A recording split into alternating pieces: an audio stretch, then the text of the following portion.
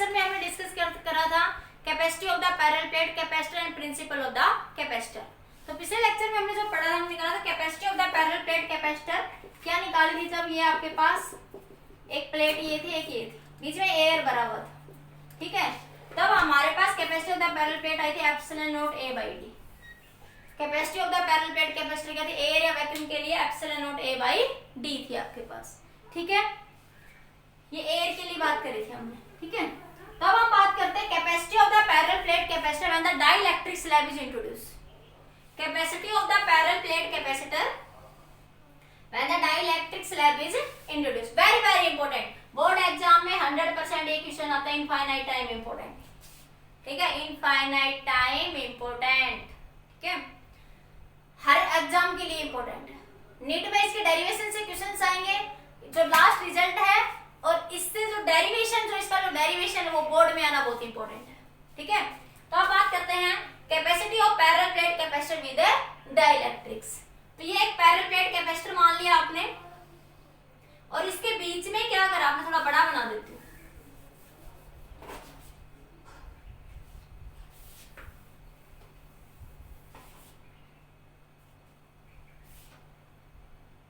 ये एक parallel plate capacitor,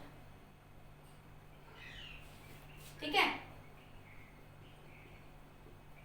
यहां पे क्या करा आपने, एक डाइलेक्ट्रिक स्लैब इंट्रोड्यूस कर दी। ये क्या इंट्रोड्यूस कर दिया आपने, डाइलेक्ट्रिक स्लैब।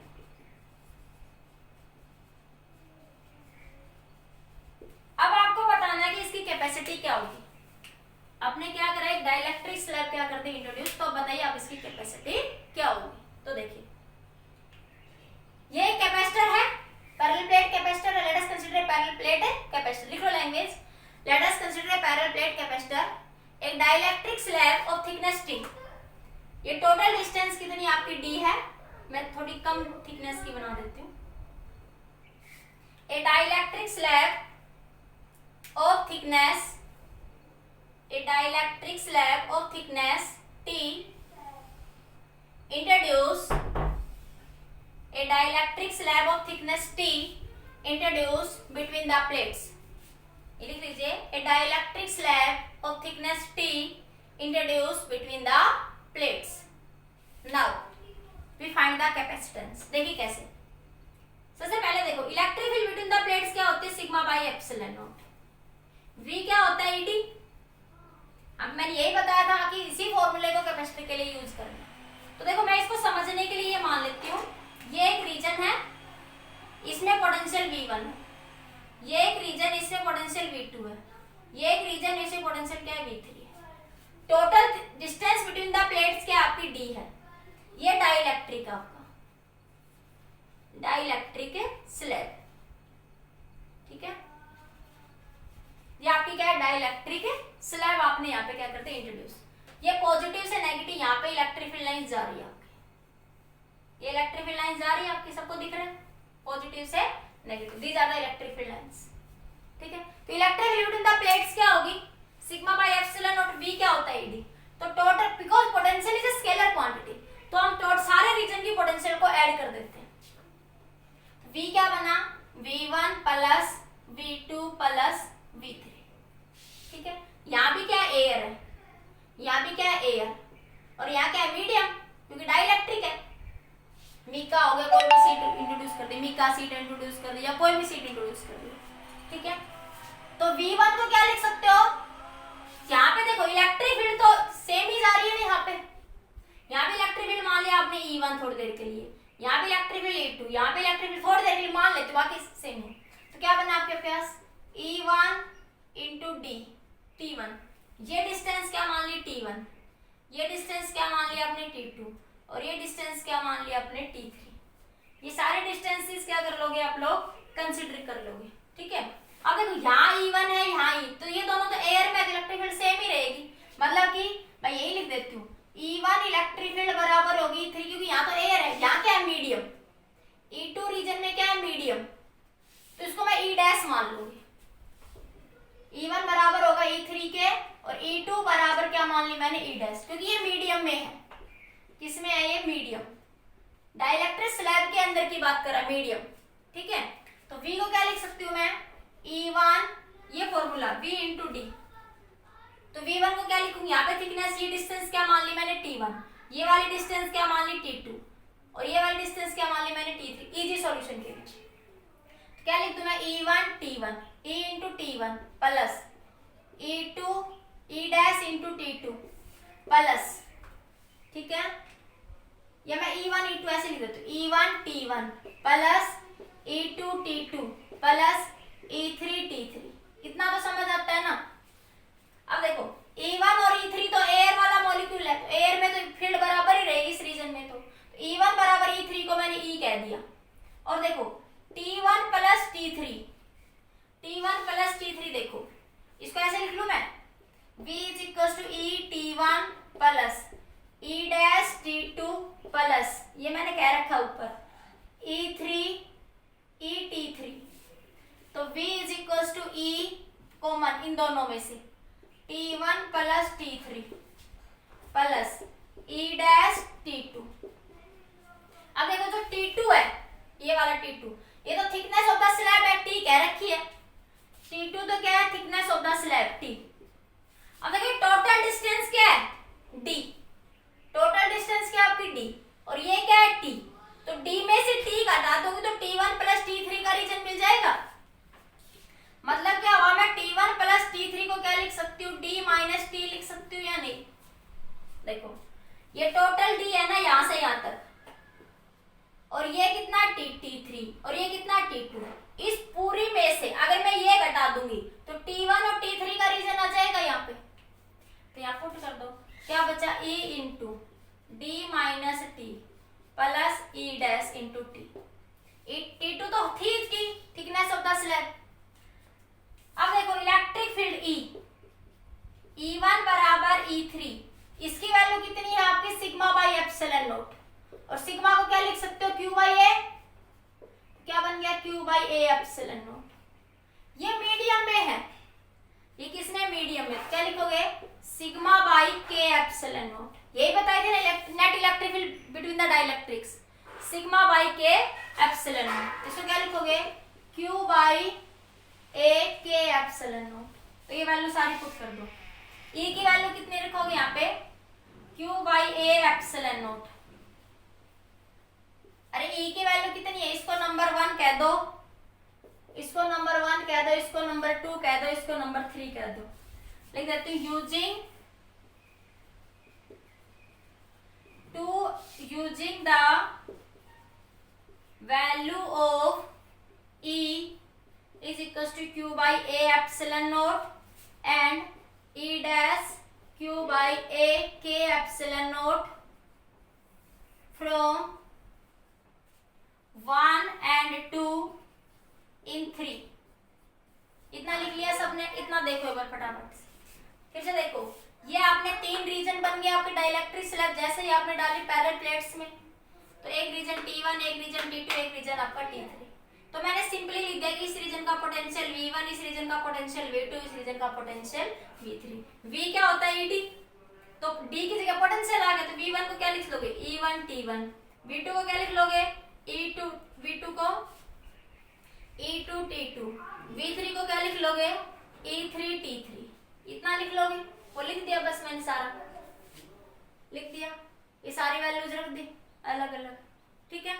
अब क्या करोगे, मैंने उनको ये पता है कि 1 और 3 रीजन एयर में है प्लेट्स के, तो यहाँ पे इलेक्ट्रिक फील्ड E होगी, और electric field between the plates क्या होती है, सिग्मा बाई एप्सिलॉन।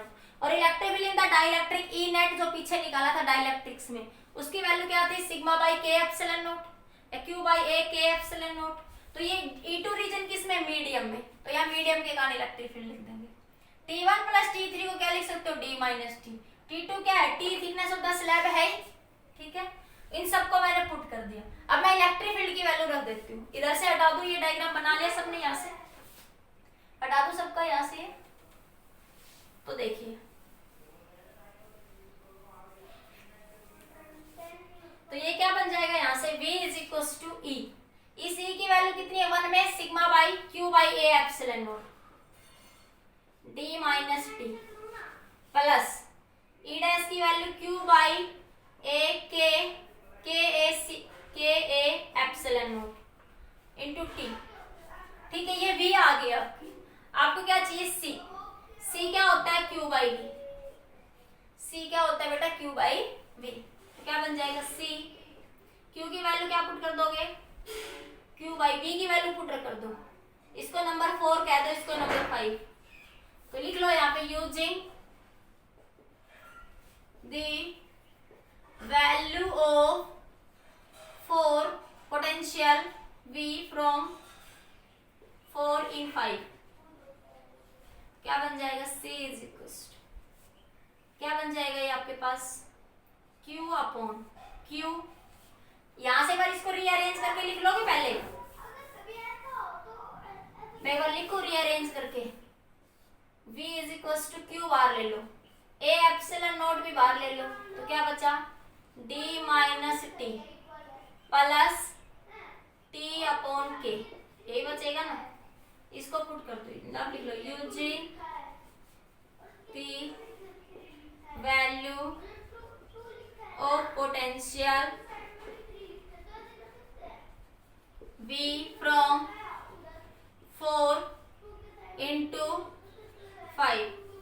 तो क्या बन जाएगा? v की वैल्यू यहाँ से c की वैल्यू q अपॉन में ये q into A epsilon not, q into A epsilon not. ये a एप्सिलॉन नॉट ऊपर चला जाएगा, ठीक है। इंटू ऊपर क्या है? ये आपका सब ऊपर है, d minus T plus T by के। तो q से q कैंसिल, तो क्या आ गया? एप्सिलॉन नॉट a अपॉन में d minus T plus T by के। तो ये क्या आ गई? Capacity of the parallel plate capacitor when dielectric slab is introduced between the plates. Capacity of the parallel plate capacitor when dielectric slab introduced between the plates. ठीक है, फिर से देख लीजिए, कुछ नहीं करा मैंने। ये E की वैल्यू रख दी यहाँ पे, इसको रीअरेंज करके लिखा तो ये आ गई। C क्या होता है? Q बाई V, V की वैल्यू रख दो यहाँ से, Q से Q क्या हो जाएगा? कैंसिल। तो कैपेसिटी ऑफ द कैपेसिटर क्या आ गया? Epsilon naught d minus T plus में t बाई k। एक बार जल्दी से नोट करो पॉज करके। लिख लिया बेटा? सब समझ आ गया? हो गया क्लियर सबका? तो काफी इंपॉर्टेंट टॉपिक याद रखना। एप्सिलॉन नॉट मीडियम को बता रहे, यहाँ पे और थोड़ा इसको सिंप्लीफाई फॉर्म में लिख सकते हो आप लोग। ये लिख लिया सबने इधर से? हो गया सभी का? और देखिए आगे।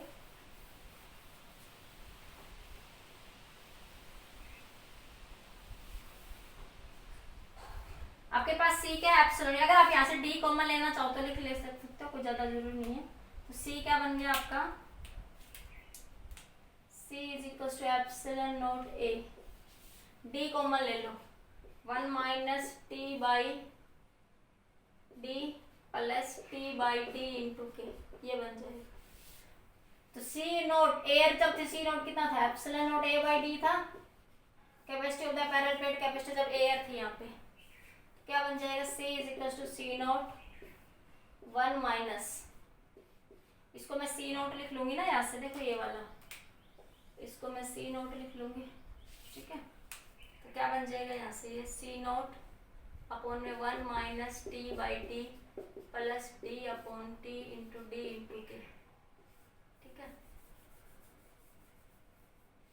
तो ये आ जाएगा आपका। तो ये कह रहा है कि कैपेसिटेंस क्या होगा? देखो 1 में से कुछ घट रहा है नीचे, देखो 1 में से कुछ वैल्यूज घट रही है यहाँ पे आपके पास, समझ आया? तो ये 1 में से कुछ वैल्यू घट रही है, इट मींस नीचे वैल्यू कम हो रही है। नीचे वैल्यू क्या हो रही है आपकी? कम हो रही है। तो कैपेसिटेंस क्या हो रही है? इंक्रीज। जब हम डाइलेक्ट्रिक स्लैब को इंट्रोड्यूस करते हैं कैपेसिटी ऑफ द कैपेसिटर में, तो क्या हो जाएगी आपके पास? Capacity of the capacitor is increase. लिख लो, when dielectric slab is introduce between the parallel plate capacitor, when, इधर से लिख लिया, व्हेन, ये लिख लिया बेटा सबने, when dielectric slab introduced, when dielectric slab introduced between the dielectric slab introduced between the parallel plate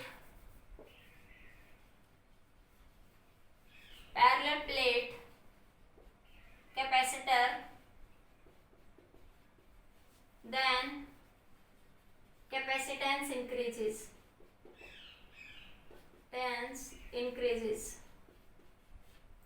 capacitance increases। अगला नोट डालिए, नोट नंबर 2 इसमें, ये नोट नंबर 1 लिख लिया। नोट नंबर 2 सी क्या आया था, epsilon note A upon D minus T plus T by के। ये जो रिलेशन है ये आपको क्या बता रहा है कि जो कैपेसिटी ऑफ द कैपेसिटर है आपकी वो इंडिपेंडेंट है किससे, पोजीशन ऑफ द स्लैब पे। देखो this relation tells that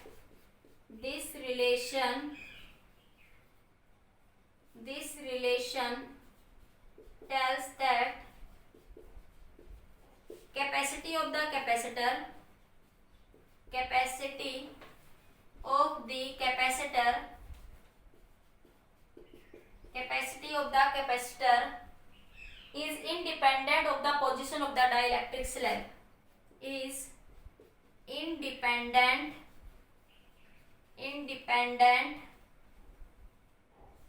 on the position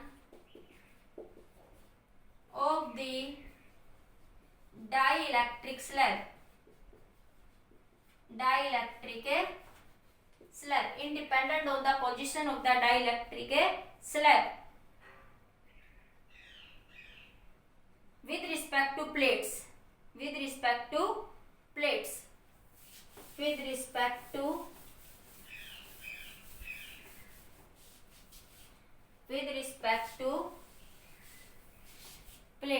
ऊपर लिख लूं मैं, with respect to plates, but depends on the thickness of the dielectric slab, but depends on the thickness of the dielectric slab and dielectric constant। देखो वो position पे depend नहीं कर रही कि डाइलेक्ट्रिक स्लैब आपके पास यहां रखी है, इसके पास रखी है, या फिर डाइलेक्ट्रिक स्लैब आपकी इस प्लेट के पास रखी है। वो इस बात पे डिपेंड नहीं कर रहा, वो किस पे डिपेंड कर रहा है, इसकी थिकनेस पे और डाइलेक्ट्रिक स्लैब पे क्या कर रही है, डिपेंड कर रही है। ठीक है, तो दूसरा नोट डाल लीजिए, this relation tells that the capacity of the capacitor independent of the position of the dielectric slab with respect to plates, but depends on the thickness of the dielectric slab and dielectric constant।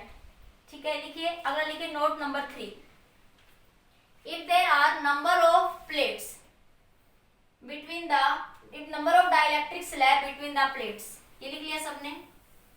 अगला note number 3 डालिए, if there are, note number 3 डालिए, if there are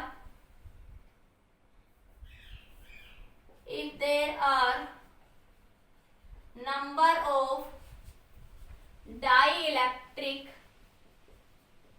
slab between the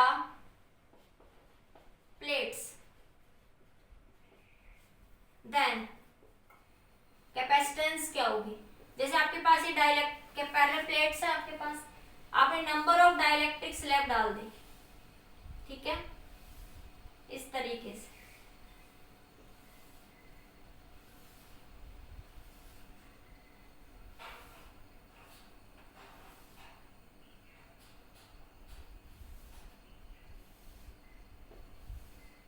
ठीक है, number of dielectric slab डाल, जिसका dielectric constant K1, K2, K3 है, K4, K5, K6, thickness T1, T2, T3, T4, T5, T6, अलग अलग thickness है सबकी। ठीक है, तब कैपेसिटेंस क्या हो जाएगी, epsilon naught A, total distance ये D है। पहले मैंने एक स्लैब डाली थी, अब मैंने क्या करा, नंबर ऑफ स्लैब डाल दी, तो कैपेसिटेंस क्या हो जाएगा, epsilon naught A by D minus क्या हो जाएगा, फॉर्मूला यही था ना आपका, देखो फॉर्मूला लिखते हो पहले तुम्हें, epsilon naught A by D minus T plus T Y, यही था ना फॉर्मूला। तो क्या लिख देंगे अब इसको जनरलाइज करके, epsilon naught A by D, minus बाहर ले लेती हूँ, तो T1 plus T2 plus T3, इस तरह चलती जाएगी। नंबर ऑफ कितनी भी आई है, ये इधर भी नंबर ऑफ बढ़ती जा रही है, इधर ये नंबर ऑफ जाती जा रही है, इधर भी मान ले कोई और भी हो सकती है, ठीक है। तो नंबर ऑफ और ज्यादा डालते जा रहे हैं आप, ठीक है। प्लस ये डॉट डॉट करके छोड़ दिया मैंने, प्लस इसके साथ ही क्या हो जाएगा, plus T1 by K1 plus T2 by K2 plus, इस तरह से नंबर ऑफ ऐसे जनरलाइज करके लिखते हैं। इसी के अंदर लिखो, if this slab fill the space completely, fill the space completely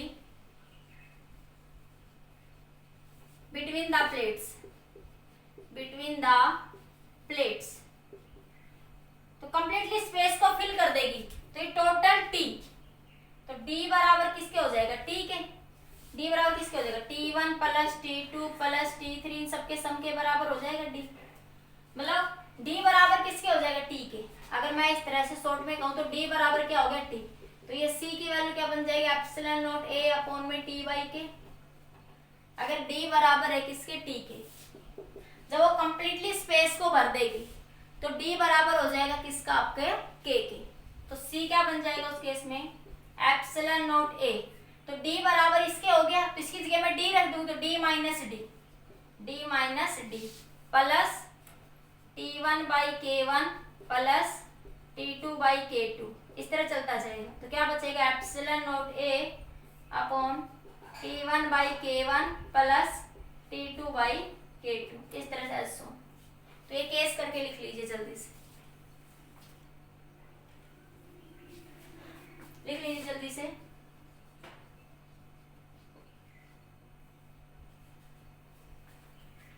लिख लिया सबने, सभी का हो गया, आगे चलो, हटा दूं, जल्दी लिखो बेटा जल्दी।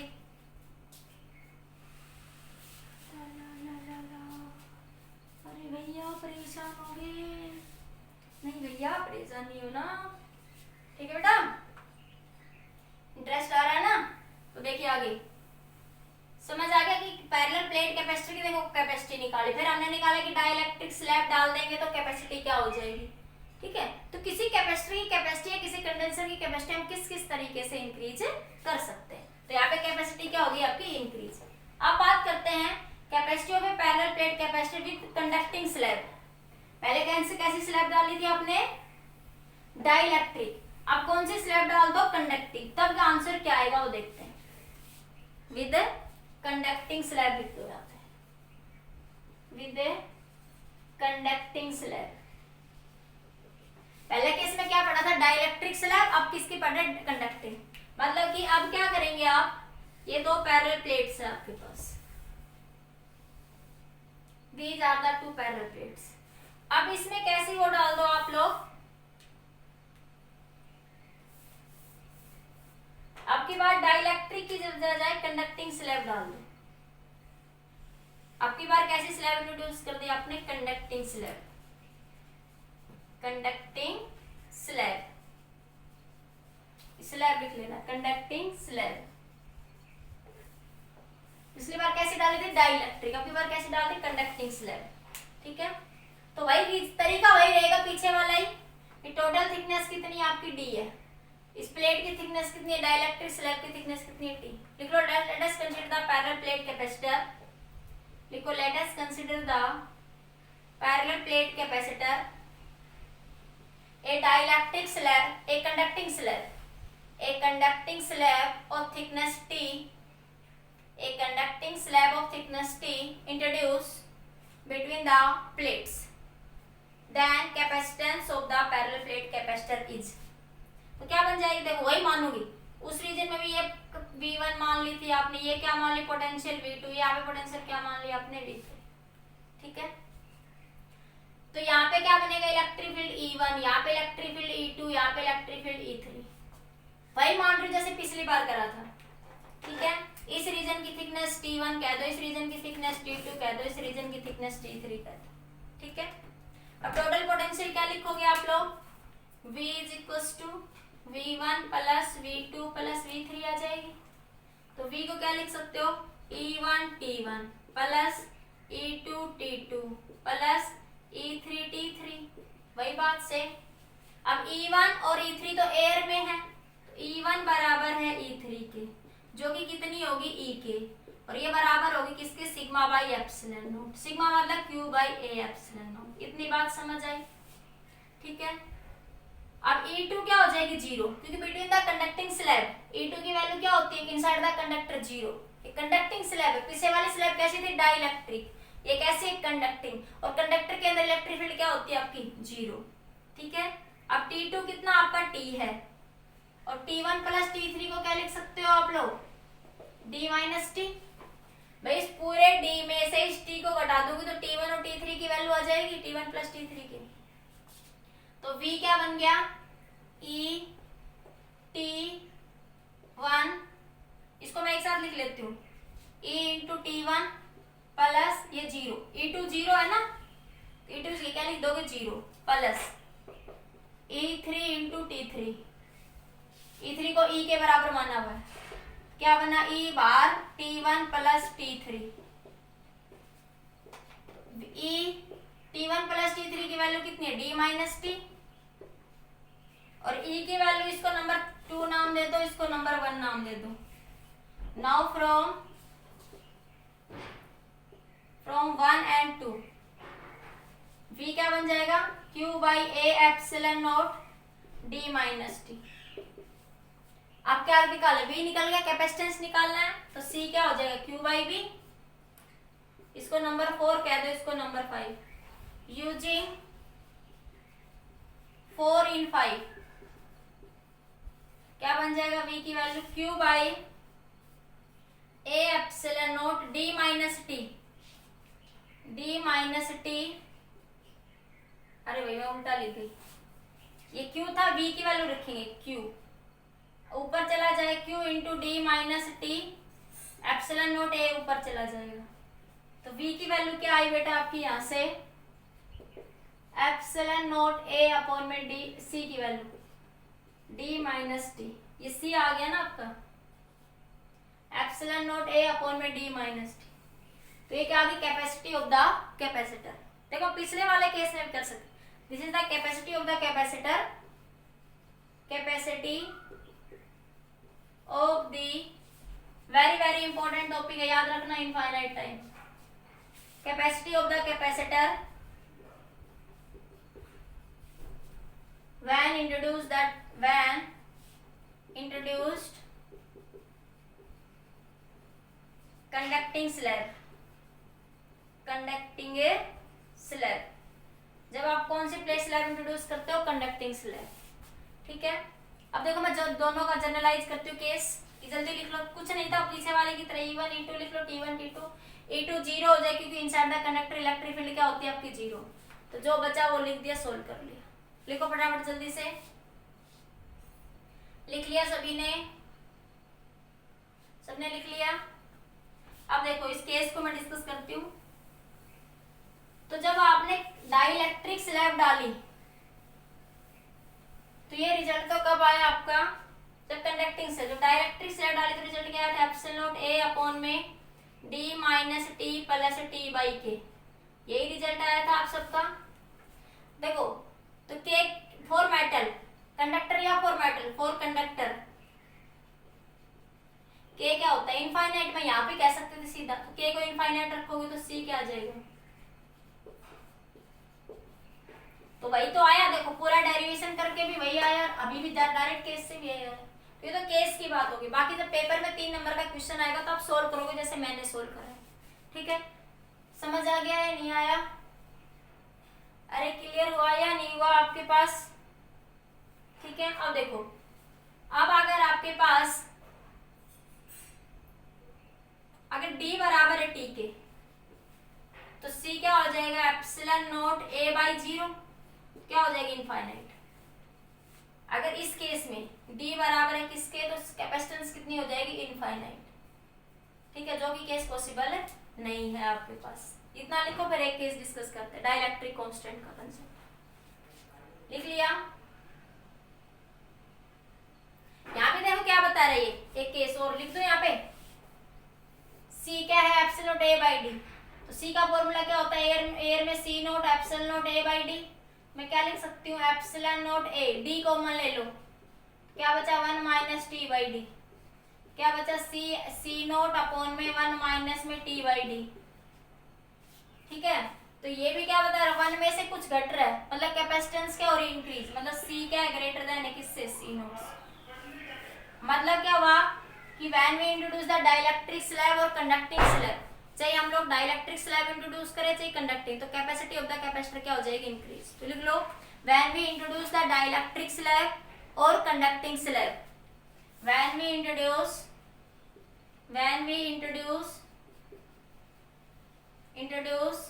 डाइलेक्ट्रिक स्लैब, उसमें थोड़ी ज्यादा इंक्रीज होगी, डाइलेक्ट्रिक में ज्यादा इंक्रीज होगी as compare to conducting. When to introduce conducting slab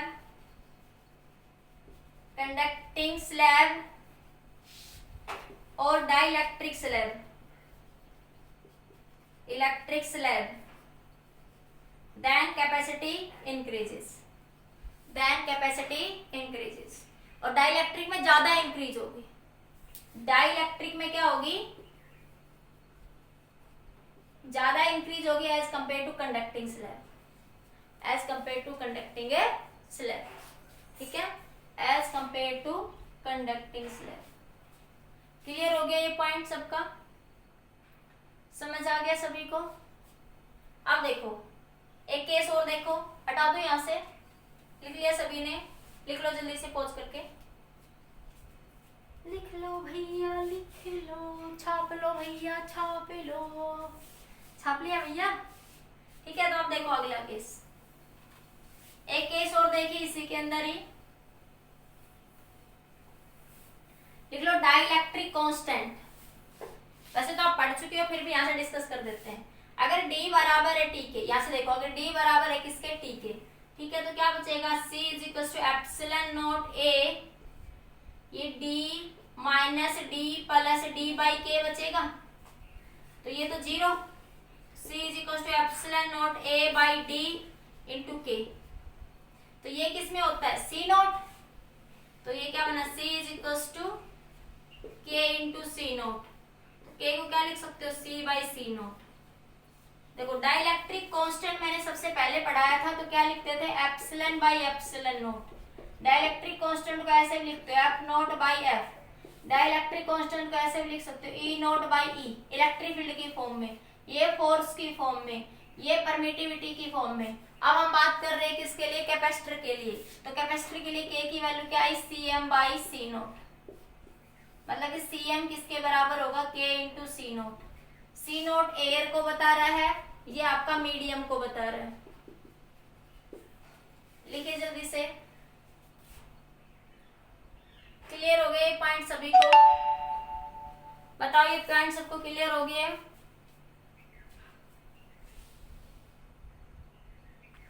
ठीक है बेटा, आज के लिए इतना ही। नेक्स्ट वीडियो में इस पे बेस्ड न्यूमेरिकल्स भी डिस्कस करेंगे, ठीक है, और energy stored in the capacitor, dialect energy density के बारे में डिस्कस करेंगे। आज के लिए बेटा इतना ही।